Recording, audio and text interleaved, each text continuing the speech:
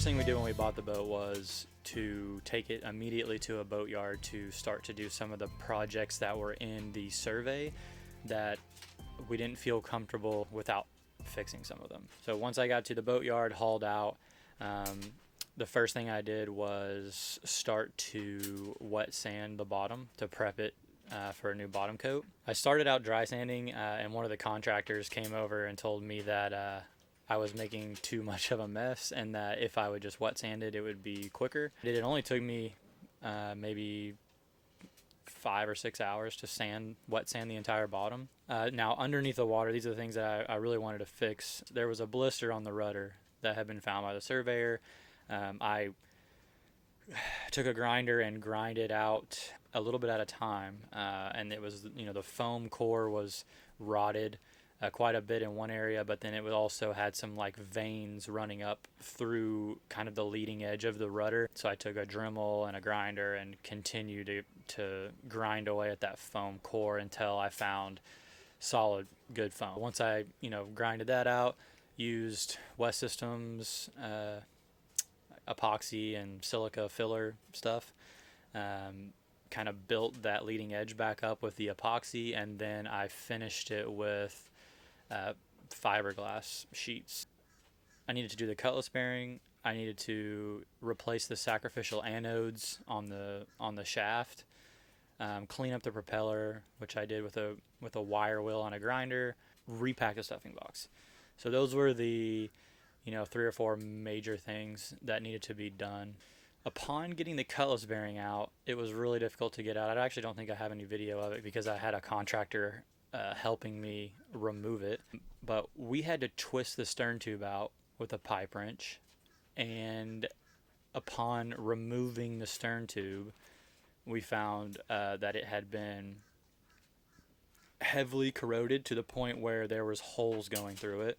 I had to take that to a machine shop and have it replicated, which they did an amazing job. It only took, I think, like 3 or 4 days, so that was awesome. And then once I got that new stern tube back, all I had to do was take the cutlass bearing and just tap it in there. Now, repacking the stuffing boxes was something I don't know why, but I had a kind of a hard time with.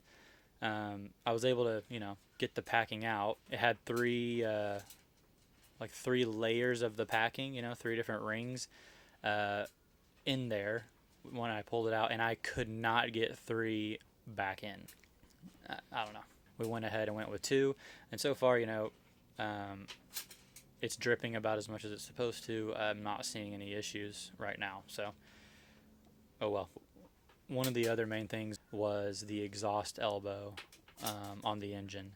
It was extremely corroded and rusted out. Actually, when I bought the new parts and I went in there to start to remove them, and it was so rusted and corroded that literally one of the joints broke in half just from me pulling on it a little bit. So that could have been bad. Definitely needed to be done. Got that out of there, replaced 3 of those pieces, and it looks great now. I used the engine quite a bit on the way back, and I had very little to no issues that weren't caused from other things happening. It wasn't just, it wasn't that elbow for sure. It wasn't a whole lot of things, it needed a new bottom job. It had a blister on the rudder that turned out to be pretty big and needed to be fixed. It needed a new cutlass bearing. Stuffing box needed to be repacked. And yeah, the engine that needed to be dealt with. There's a whole lot of other projects I want to do, like removing the holding tank after I get it pumped out and removing the plumbing, putting a composting system in, additional solar, beefing up the solar, and then going lithium and replacing our charge controller and some other things like that. The stuff that this boat needs to live on, it's almost there. It needs a few. The solar is going to be quite a big project for me. But everything else is mostly just ordering. That was it for the boatyard. Overall, it was a really good experience. I, did about 98% of the work myself, with a lot of help from the guys in the boatyard. I asked them a lot of questions. and they were super helpful, gave me a lot of advice. Sometimes they would come over and spend 5 minutes actually, you know, doing the work on my boat just to show me or to help me kind of cross the finish line on a certain thing. While Tanner has been integrating himself into the boating community down in Florida, I've been doing some learning myself, working at an emergency department here in Colorado.